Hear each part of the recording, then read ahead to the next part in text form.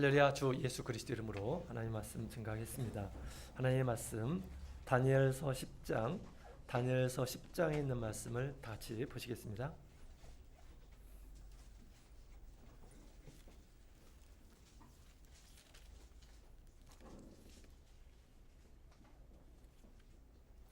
다니엘서 10장 우리 1절부터 3절까지 있는 말씀을 다 같이 보시겠습니다.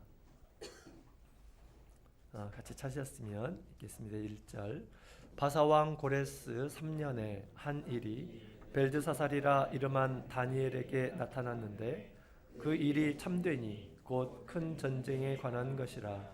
다니엘이 그 일을 분명히 알았고 그 이상을 깨달으니라.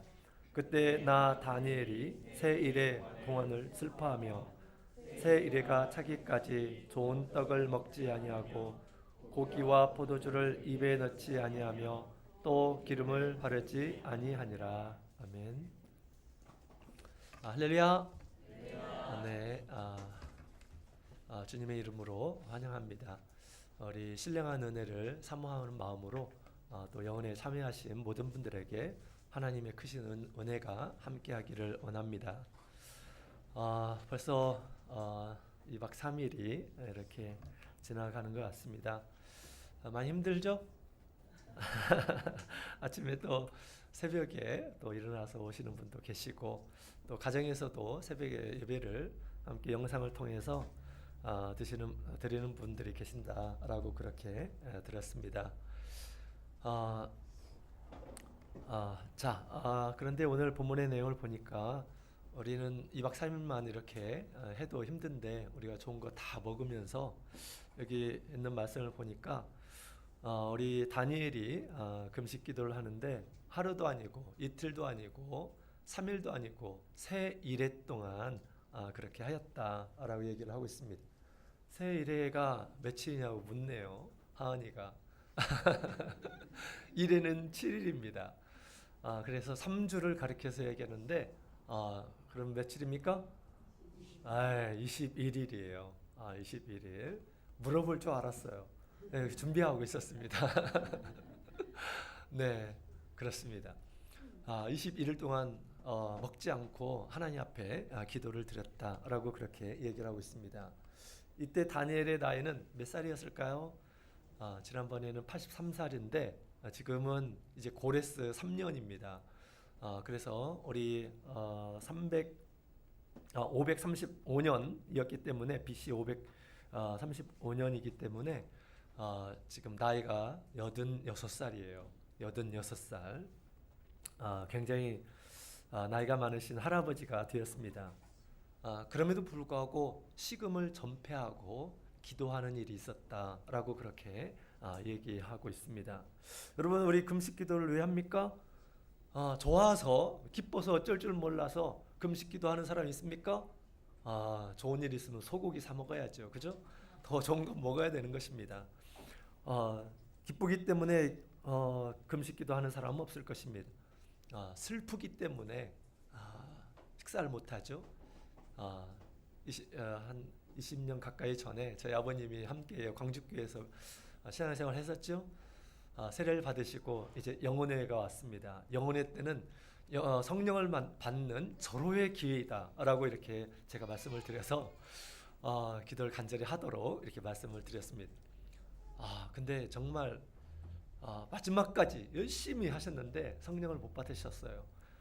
끝나고 나서 이제 저녁 식사를 이제 다 영혼회 끝나고 나서 저녁 식사를 저 옆에 있는 큰 대궐집에서 이렇게 하려고 준비를 했습니다. 아버님 식사하러 가시죠? 라고 했더니 나 밥 안 먹을란다.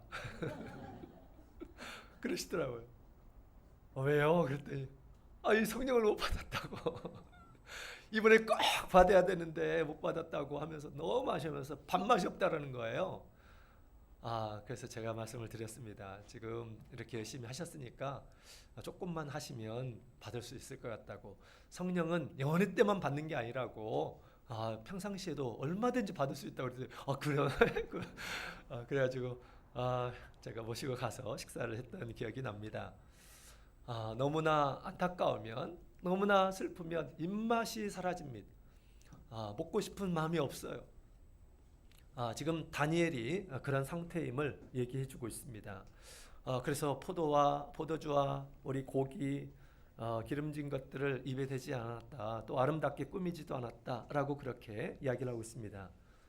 많은 사람이 음식으로 인해서 기쁨을 느끼는데 그렇다고 해서 사람이 음식을 위해서 사는 것이 아니죠.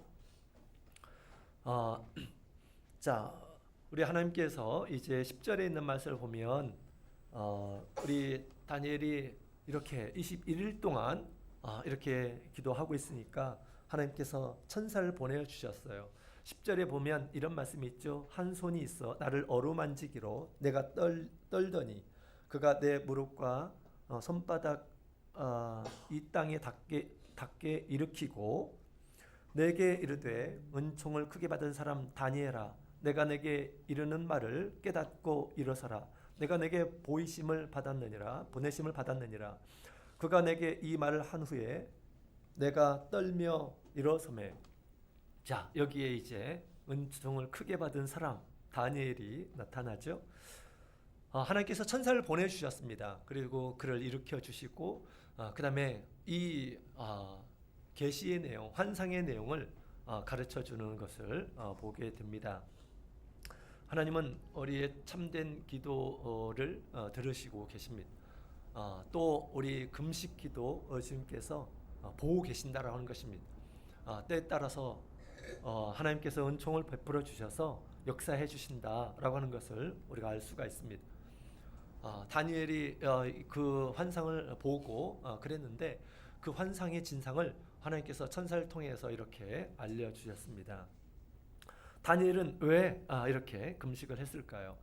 이상 중에 이 환상을 봤는데 그것은 큰 전쟁에 관한 것이다.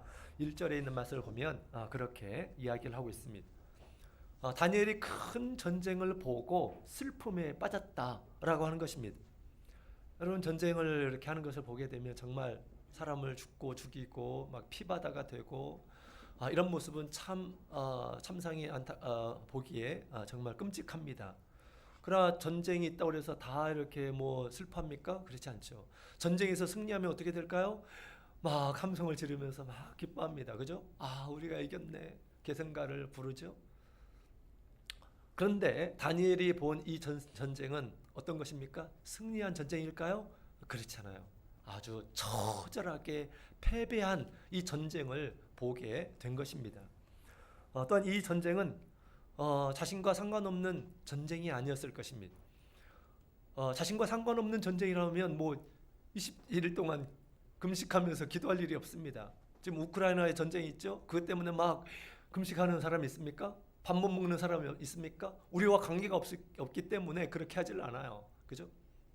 그러나 내가 만약에 우크라이나 사람이다라고 한다면 또 입장은 다를 것입니다. 이 다니엘이 이 큰 전쟁을 보고 금식까지 했다라는 것은 그 전쟁이 자기와 밀접한 관계가 있다라고 하는 것을 알았기 때문에 너무너무 슬프고 고통스러워서 지금 식사를 하지 못했던 것입니다. 그렇다면 그 밀접한 관계가 도대체 무엇일까요? 우리가 역사를 보게 되면, 역사를 통해서 우리가 살펴보게 되면 우리가 어느 정도 추측이 가능합니다. 지금 이때는 언제냐면 고레스 3년이다 라고 그렇게 얘기하죠. 바사왕 고레스 3년에 이 지금 큰 전쟁에 관한 환상을 보게 되었습니다. 고레스 1년에 어떤 일이 있었죠? 고레스 1년에 우리 에스라 1장에 있는 말씀을 보게 되면 고레스가 이제 왕이 된 뒤에 그 원년에 그 1년 차에 무엇을 하십니까? 하나님께서 고레스에 나타나서 하나님께서 내 이스라엘 백성들을 고향으로 보내라, 예루살렘으로 보내라 라고 이렇게 명령하십니다. 명령을 하실 때 또 한 가지 중요한 사명을 이스라엘 백성들에게 전하게 합니다. 그것은 가서 하나님의 성전을 짓게 하라 라고 그렇게 말씀하십니다. 고레스가 하나님의 명령을 받아서 이제 이스라엘 모든 이란 사람들에게 이제 선포를 합니다. 너희가 예루살렘으로 돌아가라. 그리고 가자마자 하나님의 성전을 지어라 라고 그렇게 이제 명령을 합니다. 그것이 에스라 1장 1절부터 3절에 보게 되면 잘 나와 있죠. 다니엘은 그런 것들을, 그러한 역사들을 잘 알고 있는 이러한 사람이었습니다. 우리 하나님께서 이제 선지자를 통해서 이스라엘 백성들이 그 바벨론에서 70년 동안 있을 것이다라고 그렇게 말씀하셨는데 70년이 다 될 때 다니엘이 그것을 생각합니다. 그래서 이스라엘의 귀환을 위해서 하나님 앞에 또 금식하는 것을 보게 됩니다. 다니엘서 9장 1절부터 3절에 있는 말씀을 보게 되면 그것을 위해서 다니엘이 금식하면서 기도합니다. 하나님, 때가 되었습니다. 그리고 자기의 죄, 그리고 조상들의 죄를 생각하면서 하나님 앞에 참회하고 하나님께서 기억해 주시기를, 하나님께서 몰라셨을까요? 그러나 하나님께서 약속하신 것을 이루어 주시도록 다니엘이 기도하며 하나님 앞에 간구했다는 사실입니다. 그랬다면 이제 이스라엘 백성들이 정말 기쁨으로 예루살렘으로 돌아갔겠죠. 아마 다니엘도 비록 바벨론에 있었지만 크게 감격스러웠을 것입니다. 모든 이스라엘 백성들과 함께 큰 기쁨을 가졌을 것입니다. 다니엘이 왜 예루살렘으로 가지 못했을까요? 아마 그때 당시 바벨론에서 고위직으로 있거나 아니면 지금 이때 나이가 몇 살입니까? 지금 안을 바라보는 나이예요. 갈 수 없는 그런 상황이었던 것 같습니다. 그래서 계속 이제 바벨론에 머물러 있었던 것이죠. 이제 1차 이스라엘 귀환 때 우리 스룹바벨 그렇죠? 바벨론에서 지금 대제사장 여호수아와 함께 약 5만 명이 귀환을 합니다. 그래서 가자마자 이제 번제단을 만들고 또 성전 기초를 이렇게 쌓게 됩니다. 그런데 2년 만에 어떤 일이 벌어집니까? 주변 세력의 공격, 반대로 인해서 성전 건축이 중단되는 일이 벌어지게 됩니다. 그러고 나서 성전 건축이 언제까지 중단되었습니까? 16년 동안 중단이 됐어요. 이스라엘 백성들이 돌아갔지만 하나님의 성전이 없었다라는 것입니다. 그리고 이스라엘 백성들은 그냥 자기 일에 바빴어요. 자기 집에 바빴다라고 그렇게 이야기를 하고 있습니다. 하나님께서 이스라엘 백성들을 그 노예 생활에서 그들을 구원해내시고 해방시키시고 다시 자유의 몸으로 예루살렘으로 돌아가게 하셨지만 그들은 또한 하나님께서 그들에게 하나의 유일한 그러한 사명을 주셨는데 성전을 건축하라라고 말씀하셨는데 성전은 건축하지 않고 하나님의 명령은 외면하고 자기의 일에만 바빴다라고 그렇게 이야기를 하고 있습니다. 하나님의 백성들이 하나님의 뜻을 이루지 못한 채 있는 그런 상태였다라고 하는 것입니다. 그래서 3년 때는 바로 그랬던 것입니다. 자, 슬프지 않습니까? 슬프지요. 하나님께서 이 모습을 다니엘에게, 믿음의 사람 다니엘에게 그 전쟁의 이상으로 이렇게 보여주신 것입니다. 성전 건축을 하지 못하고 하나님의 말씀을 지키지 못한 것은 영적인 전쟁의 실패의 모습으로 하나님께서 이렇게 다니엘에게 보여주셨다는 것입니다. 그래서 다니엘이 그것은 자기 민족의 일이에요. 또 하나님께서 하시는 일인 것이죠. 그래서 그러한 이 큰 전쟁, 그 전쟁이 도대체 어떤 모습인지는 잘 모르겠지만 처절하게 패배하는 그러한 모습이었을 것입니다. 그래서 이 다니엘은 이제 식음을 전폐하고 하나님 앞에 기도하였다라고 하는 것입니다. 자, 그런데 나중에 우리 하나님께서 천사를 보내주셔서 지금 이 전쟁의 실상을 이렇게 보여주셨다고 그랬죠. 우리 역사적인 그런 시간을 이렇게 우리가 보게 되면 이스라엘 백성들이 지금 그런 상태입니다. 하나님의 뜻을 이루지 못한 상태, 성전이 없는 그런 상태입니다. 그런데 우리 천사가 그에게 나타나서 이제 다니엘이 본 실제적인 것에 대해서 이야기를 하고 있습니다. 그것은 무엇일까요? 우리 14절에 있는 말씀을 함께 보도록 하겠습니다.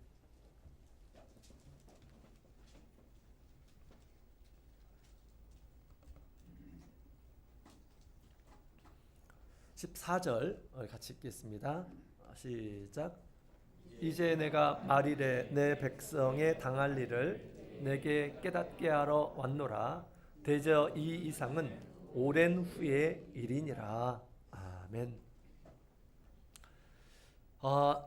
자, 다니엘이 본 이 큰 이 전쟁은 역사적으로 보면 당시의 모습이지만, 그러나 이 천사가 가르쳐 준 것은, 이것은 말일에 내 백성들이 당할 일을 하나님께서 다니엘에게 보여주고 있다라고 하는 것입니다.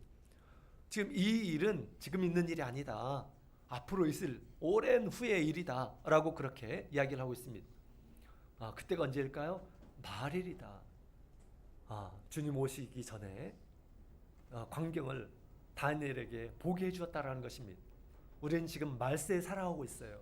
우리에게 벌어지는 일을 사실은 다 하나님께서 다니엘에게 먼저 보여주신 것입니다. 그 모습을 보자 이 다니엘은 이렇게 21일 동안 금식을 한 것이죠. 이 전쟁에서, 이 대적에게 인해서 우리 성도들이 짓밟히고 패배하는 일이 발생하게 될 것이다 라고 하는 것을 하나님께서 미리 보여주셨습니다. 이것은 말세에 발생할 일을 보여주신 것이다 라고 그렇게 얘기합니다. 오늘날 우리 믿음 생활 가운데에서 있는 일들을 영적인 그런 모습으로, 또 전쟁의 모습으로 하나님께서 보여주셨다고 하는 것입니다. 전쟁에서 패하게 되면 다니엘이 이렇게 슬퍼하며 금식하는데, 우리가 영적인 전쟁에서 실제 우리가 싸우고 있는 우리 당사자잖아요, 그죠? 우리 영적으로 전쟁에서 실패하는 것을 경험하면 우리가 어떻게 될까요? 우리 나이 드신 이 다니엘도 우리를 위해서 울어주는데 우리는 어떻게 해야 될까요? 더 우리가 하나님 앞에 부르짖고 해야 되겠습니다. 다니엘은 성도들이 당하는 큰 전쟁에 패배하는 그런 모습을 보고 슬퍼하며 기도했습니다. 말세에 우리 큰 전쟁을 당할 때, 또 슬퍼할 때 우리는 당연히 우리의 일이기 때문에 우리도 함께 그런 마음을 가져야 되겠습니다. 말세에 만난 이 전쟁은 도대체 무엇일까요? 옛날에 디모데 목자님께서 자주 그런 얘기를 하셨어요.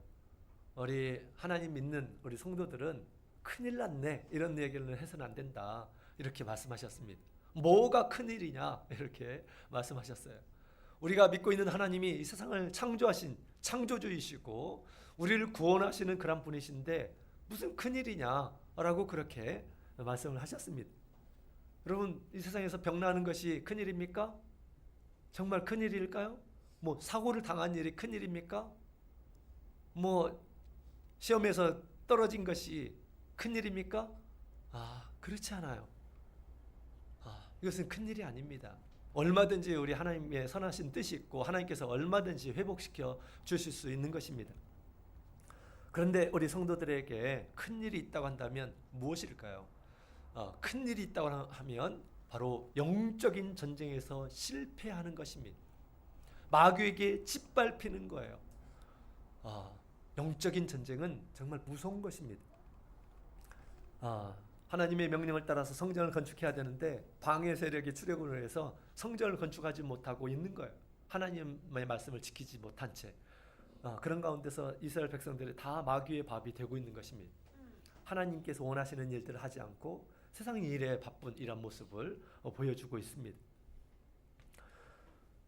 다니엘은 말세에 벌어질 일에 대해서 보았습니다. 그렇다면 우리 계시록에는 이런 내용이 있을까요?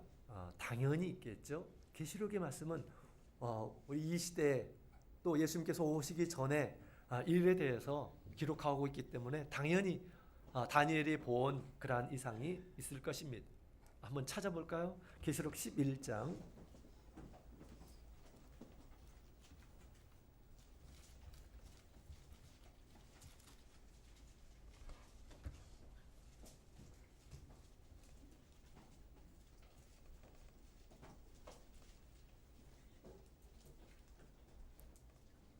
계시록 11장 1절부터 3절, 1절 2절에 있는 말씀을 보겠습니다. 1절 2절 같이 읽겠습니다. 시작. 또 내게 지팡이 같은 갈대를 주며 말하기를 일어나서 하나님의 성전과 제단과 그 안에서 경배하는 자들을 청량하되 성전 밖 마당은 청량하지 말고 그냥 두라. 이것을 이방인에게 주었은즉 저희가 거룩한 성을 42달 동안 짓밟으리라. 아멘. 이방인에게 성전이 짓밟히는 그런 때가 올 것이다 라고 그렇게 얘기하고 있습니다. 우리 성전, 성소를 이렇게 제대로 했어요. 이 성소를 재는 것은 하나님께서 그 안에 있는 이란 사람들을 지키시겠다라고 하는 것입니다. 그 밖에 있는 이란 사람들, 성소 밖에 있는 레위인의 뜰, 번제단, 여기에 있는 사람들은 다 이제 때가 되면 짓밟히게 될 것이다 라고 그렇게 이야기를 하고 있습니다. 이 짓밟히다라는 것은 완전히 신앙을 잃게 될 것임을 얘기하고 있어요. 마귀가 1000년이 지난 후에 이제 무정에서 나오죠. 세상에 있는 모든 이란 사람들을 미혹시켜서 뭘 합니까? 하나님의 거룩한 성을 에워쌉니다. 그리고 이제 영적인 전쟁을 이렇게 하죠. 그래서 성소 안에 있는 이란 사람들은 영적인 제사장들입니다. 하나님과 아주 긴밀한 관계를 가지고 거룩한 그런 하나님과 교제를 하는 이란 사람들을 가리켜서 얘기하는 것입니다. 그렇지 않은 이란 사람들, 마치 우리 다니엘과 같이 온전하지 않는 이란 사람들은 이제 이방인에 짓밟혀서 죽게 될 것이다. 그 신앙이 완전히 이제 떨어지게 될 것이다 라고 하는 것을 얘기해 주고 있습니다. 얼마나 많이 짓밟히게 될까요? 우리 믿는 성도들 가운데 마귀가 무정에서 출현해서 이제 공격을 할 때 얼마나 죽임을 당할까요? 계시록 12장에 있는 말씀을 함께 보도록 하겠습니다. 계시록 12장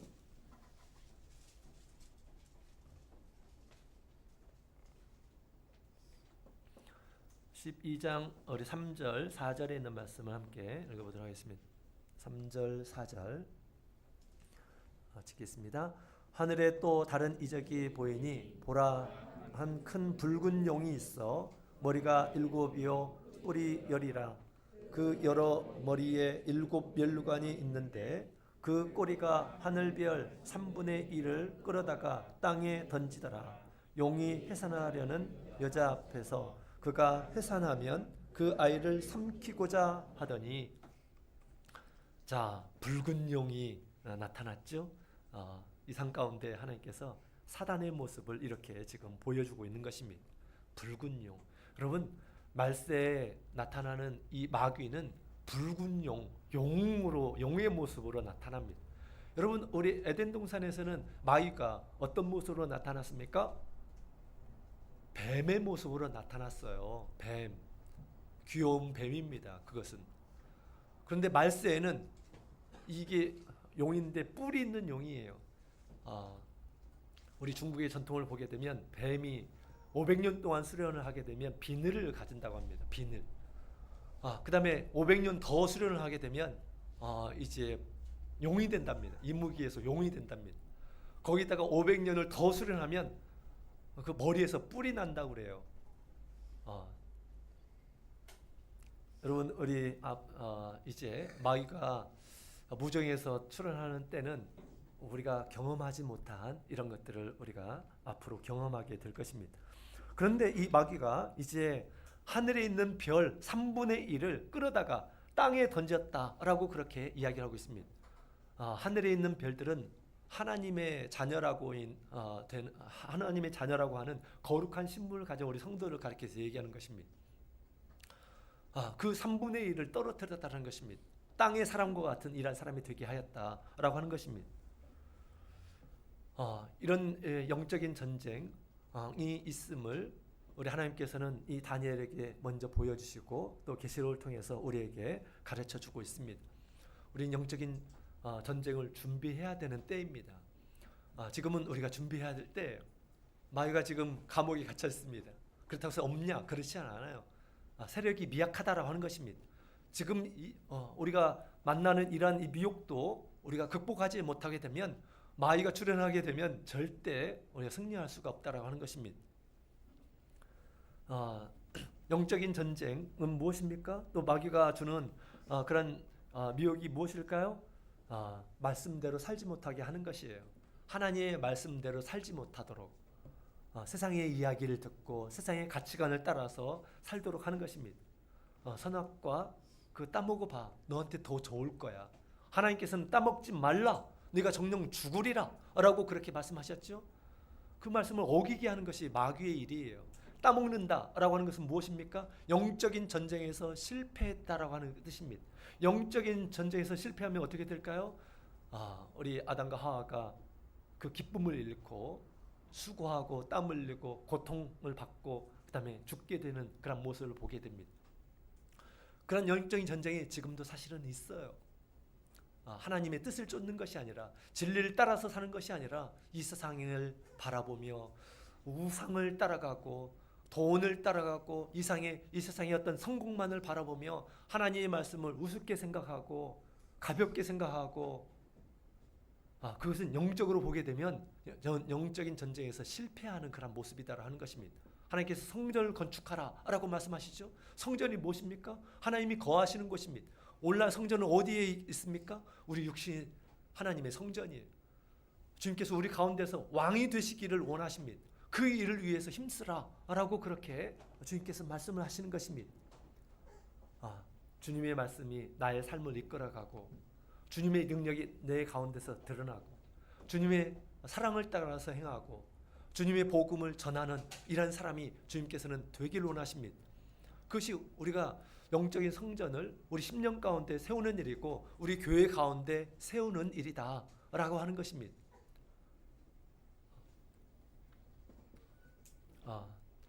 마귀는 끊임없이 방해를 합니다. 끊임없이 우리의 시선을 흐트려 하나님의 말씀을 듣지 못하도록 합니다. 그렇죠? 점점점 우리의 마음이 세상을 향하도록 합니다. 우리의 마음이 세상을 향하게 되면 하나님과 점점점 멀어져요. 마귀와 점점점 가까워집니다. 옛날에 한 부부가 이렇게 있었는데 결혼하기 전에 굉장히 수동적인 믿음 생활을 했습니다. 부모님을 따라서 이제 믿음 생활을 한 거죠. 때로는 교회 가고 싶지 않은데 막 억지로 이렇게 이제 따라다녔습니다. 결혼을 했는데도 불구하고 이제 자립적인 신앙을 갖지 못했고 또 부모님은 너무나 염려가 돼서 집 근처에 이렇게 이제 그 생활하도록 그렇게 하고 계속해서 어떤 우리 어머님은 정말 믿음의 중요성을 아시는 분이었겠죠. 그래서 늘 이렇게 권면해서 믿음 생활하도록 그렇게 했습니다. 그러다가 남편이 다른 지역으로 이렇게 그 발령이 되었습니다. 그래서 이제 다른 쪽으로 이제 이사를 가게 되었습니다. 그러자 어떻습니까? 지금까지 막 신앙적인 구속이라고 생각했어요. 신앙생활 하는 것이 마지못해서 그렇게 신앙생활을 했던 거죠. 그래서 이사를 가자 해방감을 느꼈어요. 이제 드디어 우리 부모님으로부터 해방이 되었구나. 잔소리 듣지 않겠구나. 내가 하고 싶은 대로 얼마든지 할 수 있겠구나 라는 그런 생각을 하게 되었습니다. 이사 가자마자 코로나가 터졌어요. 코로나가 터지니까 어떤 일이 벌어집니까? 교회에 나가면 안 된다는 것입니다. 좋은 변명거리가 생겼어요. 또 그죠? 그래서 집에서 이제 예배를 드렸습니다. 처음에는 제대로 드리려고 했지만 시간이 지나자 들인둥만둥 자녀들이 2명이나 있습니다. 그러면서 모든 시간들을 자기가 예전에 하고 싶은 것들에 마음을 두고 검색하고 쇼핑하고 또 운동하고 뭐 하고 싶은 것 교회도 이제 나오지 않고 그런 생활을 이렇게 했습니다. 점점점 더 깊이 세상으로 또 사람들이 좋아하는 것에 마음을 두고 있을 때입니다. 하나님께서 이 가정을 정말 귀하게 여기셨던 것 같아요. 또 부모님의 어떤 이 기도를 하나님께서 정말 들으셨던 것 같습니다. 어느 날 그 자매님께서 꿈을 꾸었습니다. 꿈을 꿨는데 갑자기 문이 하나가 있는데 새빨간 그런 문이 이렇게 보였답니다. 빨간 문이 보였답니다. 근데 그것을 딱 보는 순간 이게 지옥의 문이구나. 무서운 문이구나. 저 안에 들어가면 큰일 나겠구나 라고 하는 그런 생각이 들었답니다. 어렸을 때부터 이제 믿음을 살았기 때문에 그 정도 이렇게 알았던 거죠. 딱 보자마자 그런 것입니다. 근데 놀랍게도 자기의 몸이 점점점 거기에 빨려 들어갔다라는 것입니다. 문을 향해서 자기 몸이 막 빨려 들어가더래요. 이때 어떤 느낌이 들었을까요? 엄청난 공포감이 이렇게 들었답니다. 저기 안에 들어가면 큰일 나는데 자기 몸이 제재가 안 되는 거예요. 막 들어가는 거예요. 이때 하나님이 생각났답니다. 하나님을 크게 불렀대요. 하나님, 큰일 났어요. 나 좀 도와주세요. 하나님께 막 부르짖었답니다. 다른 거 전혀 생각이 안 났는데 하나님 계속 불렀답니다.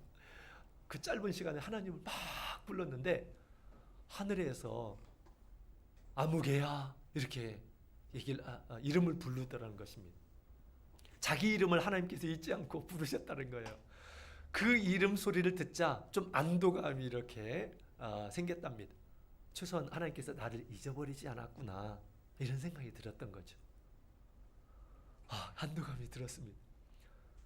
그래도 어떻게 합니까? 하나님께 하나님 저 좀 구해주세요. 큰일 났어요. 라고 하면서 막 이렇게 하나님 앞에 애원을 했어요. 그때 하나님께서 자비로운 그런 음성으로 이렇게 말씀하시고 그랬지만 그 안에는 그의 삶을 이렇게 보면서 꾸짖는 듯한 그런 느낌을 이렇게 받았다고 합니다. 그러면서 하나님께서 그를 거기에서 건지셨어요. 그를 거기에서 빠져나오게 하시고 그를 품에 이렇게 안으시고 어딘가를 이렇게 향해서 가셨다고 합니다. 그래서 두 번째 이 환상이 보여지는데 어디 문 앞으로 이렇게 자기를 데려가서 거기다 놓았다 합니다. 그래서 보니까 문이 있고 그 옆에는 정수기가 하나 있더라는 거예요.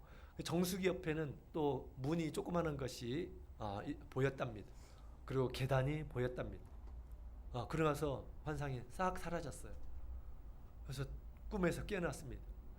꿈에서 깨어난 그는 너무나도 막 두근거리고 정말 실제인 것처럼 그것은 하나님께서 주시는 꿈이라고 하는 것을 이렇게 알았고 또 그 꿈은 지금 자기의 어떤 영적인 상태를 하나님께서 보여주셨다라고 그렇게 이분이 생각을 하게 되었습니다. 내가 이대로 살게 되면 지옥행으로 가는 것이구나 라는 것을 알게 되었어요. 이분이 자기의 삶이 어떤 상태인지를 알게 되었던 것. 그것을 자기 남편한테 이렇게 얘기를 했어요. 남편도 지금까지 믿음 생활하면서 신앙적인 양심에 많이 괴로워하는 그런 상태였습니다. 그래서 우리 남편과 상의를 해서 우리가 앞으로 교회 생활을 하자라고 그렇게 서로 마음의 결정을 하고 그 다음에 그 다음부터 이제 교회를 아이들을 데리고 이렇게 왔습니다. 아직 코로나가 끝나지 않은 때예요. 아주 굉장히 유중한 그런 때입니다. 그럼에도 불구하고 아이들의 손을 붙잡고 교회에 왔습니다. 교회에 왔을 때 이분이 두 번째로 놀랐어요. 교회에 왔는데 교회가 2층에 있습니다. 보니까 문이 있는데 교회 안으로 들어가는 문이 있는데 환상에서 본 그 문이에요. 그리고 교회 옆에 보니까 그 문 옆에 보니까 정수기가 있습니다. 정수기. 그리고 뒤에 보면 화장실에 들어가는 문이 있는 겁니다. 또 계단도 보였는데 그것이 그대로 이렇게 보이는 거예요. 그게 어디일까요? 수원교회입니다. 수원교회 앞에 교회 앞에 하나님께서 딱 두신 거예요. 무슨 의미입니까? 네가 있을 곳이야. 하나님께서 하나님의 백성에게 네가 있을 곳이라고 하나님께서 그렇게 그를 데려다가 두신 거예요. 하나님의 집은 우리 영혼의 집이에요. 우리가 거듭난 곳이죠. 우리 곳이 아버지의 집이 우리의 집이 아닙니까? 그죠? 그래서 이분이 깜짝 놀랐어요. 환상에서 본 모습이 그대로 있으니까 얼마나 놀랐겠어요. 그러면서 이분이 정말 그 이후로 정말 신실한 믿음 생활을 하고 있습니다. 화요일이나 금요일이나 토요일이나 늘 자녀들과 함께 우리 교회를 와서 예배드리고 교회가 자기의 집이 되었습니다. 또 하나님의 일을 하는 것을 기쁘게 여기고 무엇이든지 열심히 하는 그런 모습을 보게 되었습니다. 정말 이 가정은 하나님께서 사랑하시는 가정입니다. 여러분, 우리 하나님의 뜻을 모르고 세상을 향해서 가는 우리의 삶은 전쟁으로 보게 되면 영적인 전쟁에서 실패하는 그런 모습이에요. 우리가 마귀가 출현하기 전에, 천년이 지나기 전에 우리가 회복해야 돼요. 우리 믿음이 회복해야 됩니다. 천년이 지나고 나서 마귀가 와서 짓밟으면 그때는 늦습니다. 돌이킬 방법이 없어요. 그러나 지금은 우리가 믿음의 회복을 해야 되는 때입니다. 그리고 영적인 마지막의 전쟁을 준비해야 합니다.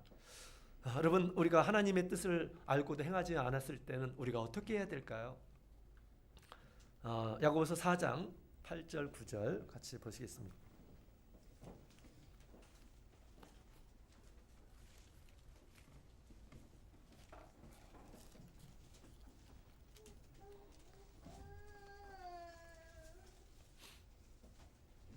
야고보서 4장 8절 9절에 있는 말씀을 함께 보도록 하겠습니다. 같이 읽겠습니다. 시작. 하나님을 가까이 하라. 그리하면 너희를 가까이 하시리라. 죄인들아 손을 깨끗이 하라. 두 마음을 품은 자들아 마음을 성결케 하라. 슬퍼하며 애통하며 울지어다. 너희 웃음을 애통으로 너희 즐거움을 근심으로 바꿀지어다. 아멘. 우리가 죄 가운데 있다고 한다면 우리가 어떻게 될까요? 슬퍼하고 애통해야 합니다. 하나님의 뜻을 이루지 않을 때는 우리가 웃으면 안 돼요. 그죠? 다니엘이 지금 우리를 대신해서 뭘 하고 있습니까? 금식하며 슬퍼하며 애통하고 있습니다. 다니엘은 그런 사람이 아니에요. 다니엘은 승리하는 일한 사람입니다. 하나님 앞에서 흠이 없는 일한 사람이고 하나님께 은총을 받은 일한 사람입니다. 다니엘이 그럴 필요가 있는 사람이 아니에요. 그러나 다니엘은 우리 성도를 위해서 대신해서 그렇게 애통하며 슬퍼하며 금식하고 있는 것입니다. 하나님의 은혜로 다니엘은 예수 그리스도의 보혈을 체험하는 일한 사람이 아닙니다. 우리 성도들은 그리스도의 사랑을 얻은 일한 사람들입니다. 또 주님께서 우리 안에 계시죠.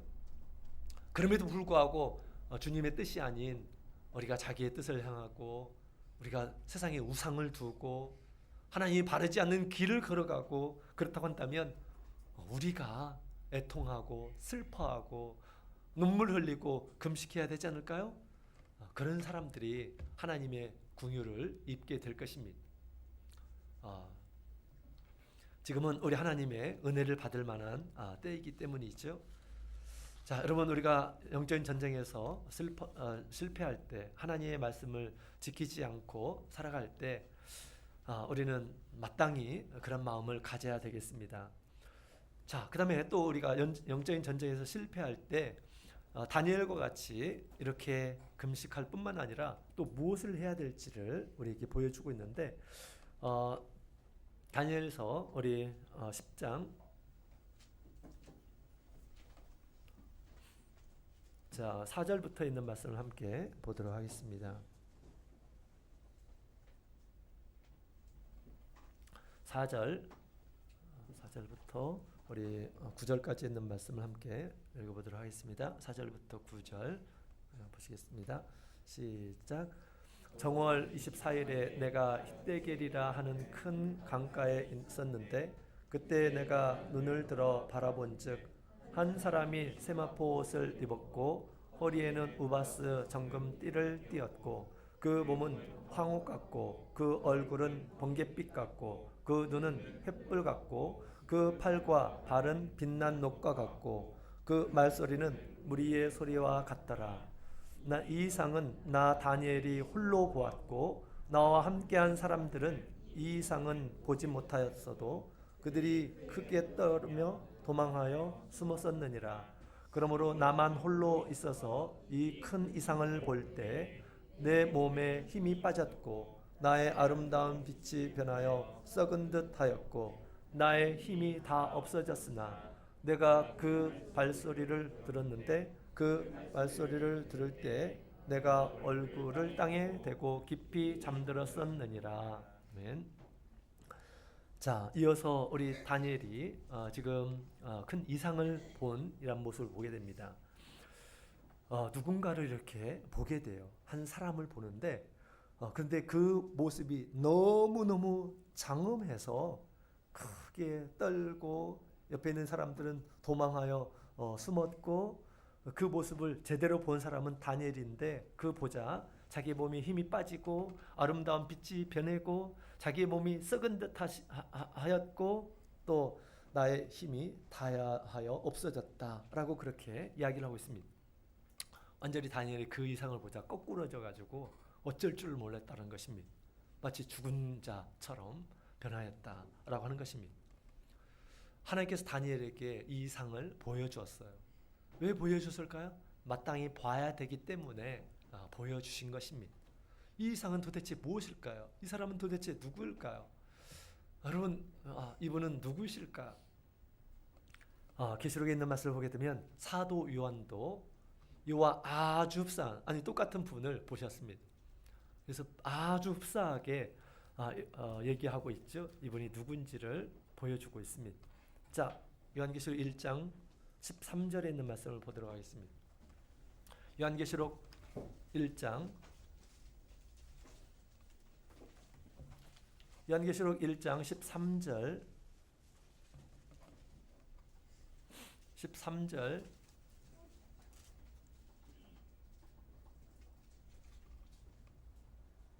자, 13절부터 16절까지 있는 말씀 함께 읽겠습니다. 시작. 촛대 사이에 인자 같은 이가 발에 끌리는 옷을 입고 가슴에 금띠를 띠고 그 머리와 털의 희기가 흰 양털 같고 눈 같으며 그 눈은 불꽃 같고 그 발은 풀무에 단련한 빛난 주석 같고 그 음성은 많은 물소리와 같으며 그 오른손에 7별이 있고 그 입에서 좌우에 날선 검이 나오고 그 얼굴은 해가 힘있게 비추는 것 같더라. 아멘. 자, 촛대 사이에 인자 같은 이를 사도 요한이 보게 됩니다. 여기 촛대는 비밀인데 이 비밀은 무엇일까요? 교회입니다. 7촛대는 7교회다 라고 그렇게 말씀하셨어요. 이 촛대 사이에 인자 같은 이는 누구일까요? 인자 같은 이. 예수님께서 인자로 오셨죠? 예수님이십니다. 예수님이 지금 교회 가운데 어떤 모습으로 계시는지를 우리에게 잘 보여주고 있습니다. 여러분, 우리 영적인 전쟁에서 승리하려면 누구를 봐야 되는가라고 하는 것을 우리에게 알려주고 있는 것입니다. 실제로 우리 예수님을 환상 가운데서 보았을 때 어떻게 되었습니까? 사도 요한도 17절에 있는 말씀을 보게 되면 내가 발 앞에 엎드러져서 죽은 자 같이 되었다라고 그렇게 얘기합니다. 지금 다니엘 본 것과 똑같은 거예요. 다니엘도 그와 같은 그런 반응을 보이고 있습니다. 실제로 보게 되면 그 장엄함과 그 거룩함과 그 영광스러움에 그냥 있을 수가 없습니다. 몸이 다 떨리고 죽은 것처럼 아마 엎어지게 될 것입니다. 그러나 감사하게도 우리는 보지 않아도 돼요. 안 봐도 됩니다. 그런데 우리가 믿음으로 봐야 돼요. 예수님께서 이곳에 계신다라고 하는 것을 우리가 믿음으로 볼 줄 알아야 됩니다. 예수님께서 이 땅에 오실 때는 아주 초라한 모습으로 매력적이지 않은 그런 모습으로 예수님께서 오셨습니다. 그러나 오늘날 우리 예수님께서 어떤 모습으로 계시는가, 이것이 저와 여러분의 신앙이 되었으면 좋겠습니다. 우리 예수님께서는 지금 다니엘에게 보여준 모습처럼 또 우리 사도 요한에게 보여준 모습처럼 우리 주님께서는 계신다라고 그렇게 이야기를 하고 있습니다. 잠깐 짧게 말씀을 드리자면 예수님께서는 세마포 옷을 입고 계셨어요. 계시록에는 우리 발에 끌리는 옷을 입으신 분이라고 이렇게 되어 있죠. 발에 끌리는 옷은 무엇입니까? 대제사장이 입는 세마포를 가리켜서 이야기하고 있는 것입니다. 예수님께서는 지금 어떤 신분으로 계신다라고 하는 것을 알려주고 있는 것입니다. 예수님은 대제사장으로 계셔요. 하늘 장막의 대제사장으로 들어가신 분이시다라고 그렇게 이야기를 하고 있습니다. 이것은 히브리서의 주제이기도 하죠. 히브리서의 주제입니다. 예수님께서는 당신의 이 피, 어린 양의 피를 가지고 지금도 속죄의 일을 하고 계신다라고 그렇게 얘기합니다. 누구의 죄를 씻으시려고요? 누구의 허물을 씻어주시려고 그렇게 있는 것일까요? 성도들의 죄를 씻기 위해서 지금도 대제사장의 모습으로 계신다라고 하는 것을 알려주고 있는 것입니다. 죄를 위해서 기도하라 라고 그렇게 우리 주님께서 말씀하신 것입니다. 그래서 우리가 영적인 전쟁에서 심판할 때 우리가 가만히 있고 있어서는 안 돼요. 나의 죄를 깨끗하게 하실 분. 그렇지 않으면 마귀가 그 약한 틈을 공격하고 끊임없이 하나님과 거리를 벌일 것입니다. 우리가 빨리 주님 앞에 나와서 우리가 회개하고 용서를 받고 깨끗함을 받아야 됩니다. 두 번째로는 정금의 허리띠를 띠고 나타나셨죠. 이것은 무엇을 얘기할까요? 우리 예수님이 왕의 신분을 하고 계신다라고 하는 것입니다. 왕들이 가슴에 금띠를 이렇게 띠고 있었어요. 그것을 보여주고 있는 것이죠. 이 세상의 왕이 아니라 우리 예수님께서는 만왕, 만주의 주이심을 얘기하고 있습니다. 하늘과 땅에 있는 모든 권세를 가지신 분이십니다. 주님의 권세를 따라서, 주님의 능력을 따라서 주님과 함께 우리가 마귀를 대적하는 이런 사람이 되어야 된다라고 하는 것을 가르쳐주고 있습니다. 또 몸은 황옥과 같다라고 그렇게 얘기하죠. 보석이 왜 아름답습니까? 아주 정결하고 깨끗합니다. 우리 주님께서도 거룩하고 그 다음에 영광스러운 분이심을 보여주고 있습니다. 우리가 예수님 앞에 나오게 될 때 자기의 흠이 보여요. 왜 그렇습니까? 예수님이 거룩하기 때문에 자기가 보이는 것입니다. 마치 베드로가 예수님 앞에 있는 것처럼, 주여 저는 죄인이소이다 라고 그렇게 얘기하죠. 우리가 주님 앞에 자주 나가서 자기의 더러운, 자기의 흠을 보는 이런 사람이 되어야 하는 것입니다. 우리가 교회 왔는데 양심의 거리낌이 있어요. 없을 수가 없습니다. 그것은 무엇을 봤기 때문에 그런 걸까요? 내 영이 하나님을 느끼고 있다라고 하는 뜻입니다. 그 다음에 얼굴은 번갯빛 같다라고 그렇게 얘기하죠. 얼굴은 해처럼 빛이 난다라고 얘기하고 있습니다. 우리 예수님의 얼굴은 위엄이 있는 그런 모습입니다. 또 생명의 빛을 비추시는 그런 빛을 비추시는 그런 분이십니다. 우리로 하여금 길을 잃지 않도록 도와주시는 그런 분이시죠. 그 다음에 우리 눈은 횃불과 같다라고 그렇게 이야기하고 있습니다. 눈은 불꽃과 같다라고 이렇게 얘기하는데 그 눈으로 모든 것을 감찰하고 계십니다. 우리의 모든 행위뿐만 아니라 우리의 마음조차 우리 하나님께서는 다 감찰하고 계신다라고 그렇게 얘기합니다. 그래서 예수님께서 우리의 모든 것을 아시기 때문에 모든 것을 또 가르쳐 주시는 분이셔요. 7교회를 통해서 내가 너의 모든 것을 안다. 이렇게 하라 저렇게 하라 라고 그렇게 하나님께서 바른 길을 가르쳐 주시는 그런 것을 보게 됩니다.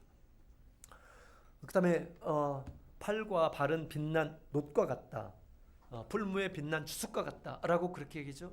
우리 주님의 뜻은 아주 확고부동하다 라고 하는 것을 얘기해 주고 있습니다. 하나님의 말씀으로 그동안 주님께서 주신 말씀을 통해서 우리를 심판하시는 그런 분이심을 얘기하고 있습니다. 또 말소리는 무리소리와 같다. 또 음성은 많은 물소리와 같다 라고 그렇게 이야기를 하고 있죠. 나야가라 폭포 앞에 서게 되면 아무것도 들리지 않습니다. 그냥 폭포 소리만 들리는 거예요. 사실 우리 주님의 말씀은 엄청나게 우렁찬 우리 영혼을 울리는 그런 소리입니다. 우리는 그 소리를 들을 줄 알아야 돼요. 우리가 세상에 있는 동안 세상의 음성을 그렇게 들을 필요가 없습니다. 세상의 음성을 그렇게 크게 들으면 그 음성에 반응하게 되는 것입니다. 믿지 않는 이러한 사람들의 말 그렇게 크게 여기지 않았으면 좋겠습니다.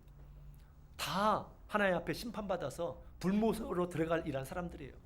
아무리 세상 사람들이 전문가고 무엇에 탁월한 업적을 남기고 그랬다 하더라도 다 무엇입니까? 하나님 믿지 않는 이러한 사람들이고 인간의 경험을 통해서 나타난 그런 것이고 그들이 말하는 중요하지 않아요. 주님의 말씀만이 중요합니다. 진리의 말씀이에요. 그 진리의 말씀으로 우리를 심판할 것입니다. 주님의 말씀은 우리가 큰 소리, 우려 같은 그런 소리로 들어야 돼요. 그 말씀을 따라서 쫓아가는 이런 사람이 되어야 됩니다. 결코 세상의 목소리가 크게 들어와서 세상을 향해서 가는 이런 사람이 되어서는 안 된다라고 하는 것입니다. 돈을 위해서 살아가면 안 돼요. 주님의 음성을 듣고 주님께서 지금 영적인 잔치에 나와서 하나님의 은혜를 받고 세상을 이기는 이런 사람이 되도록 주님께서 부르시는데 이 영의 잔치임에도 불구하고 여기에는 귀 막고 어디 가면 돈 많이 벌지? 무슨 일을 해야지 세상에 성공하지? 그런 일에 우리가 귀를 기울여서는 안 된다라고 하는 것입니다.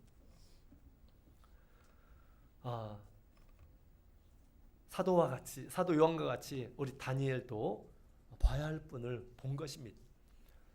그것은 우리가 봐야 할 예수님의 모습이에요. 우리가 봐야 할. 전쟁에서 승리는 예수님의 뒤를 따라가게 될 때 주님과 같이 우리가 승리할 수가 있습니다. 마귀 원수는 우리를 우습게 봅니다. 우리가 이길 수가 없어요. 예수님을 바라보지 않고 예수님을 의지하지 않고는 마귀를 결코 이길 수가 없습니다. 마귀는 우리의 힘과 우리의 능력으로 이길 수 있는 것이 아니에요. 주님의 권세 있는 말씀으로 성령에 충만하고 감동된 그런 마음으로 담대함으로 주시는 용기, 믿음으로 우리가 이길 수 있는 것이죠. 주님을 보지 못한다면 우리는 어떤 사람도 마귀와의 전쟁에서 이길 수가 없을 것입니다. 우리 예수님께서 우리를 구원하신 분이십니다. 또 강한 자보다 더 강한 자로 우리 주님 앞에 계십니다. 또 우리에게 끊임없이 진리를 가르쳐 주시는 분이셔요. 그 분을 우리가 보고 그 말씀을 듣고 따라가게 될 때 우리가 이길 수 있다라는 것입니다. 계시록에 보게 되면 성도의 이김이 여기 있다라고 이렇게 얘기하는데요. 계시록 12장 11절에 있는 말씀을 함께 보도록 하겠습니다.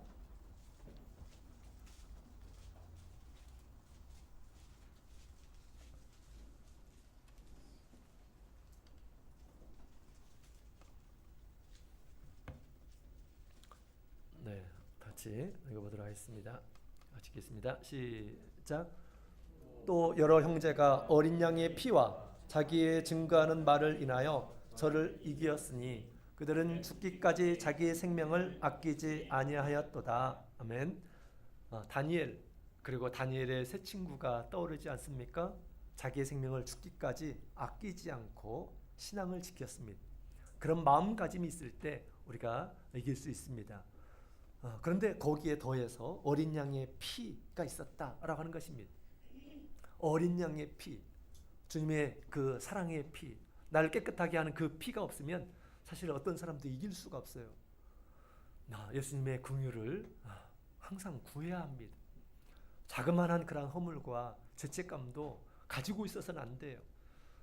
주님 앞에 구하고 뿐만 아니라 주님의 말씀을 드려야 됩니다. 주님의 말씀을 듣고 이제 주님의 말씀이 아니라 자기의 증거가 되어야 됩니다. 자기의 말이 돼야 돼요. 나는 이런 사람이다. 나는 주님의 말씀을 따르는 이런 사람이다. 라고 해야 합니다. 그것이 자기의 증거가 돼야 돼요. 주님의 말씀이. 그런 사람들이 이제 이길 수 있다라고 이야기를 하고 있습니다. 모든 사람들이 예수님을 다 보는 것이 아니에요. 다니엘이 지금 히데겔 강가에서 예수님을 보았는데 모든 사람들이 다 본 것이 아닙니다. 나만 보았다라고 그렇게 얘기하죠. 믿음의 사람들만이 볼 수가 있습니다.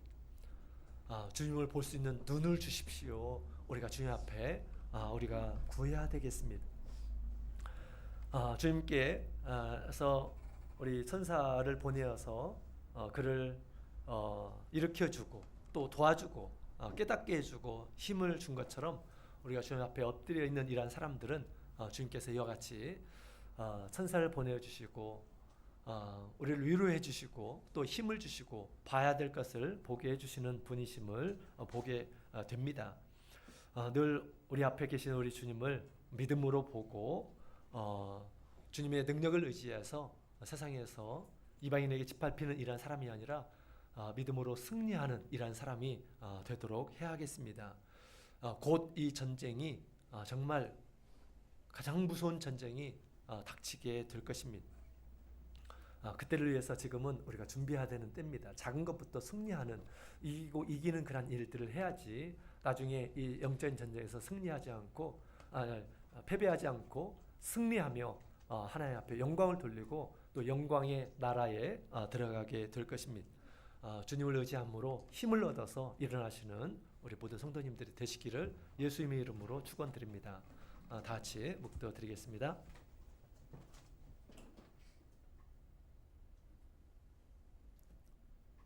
할렐루야.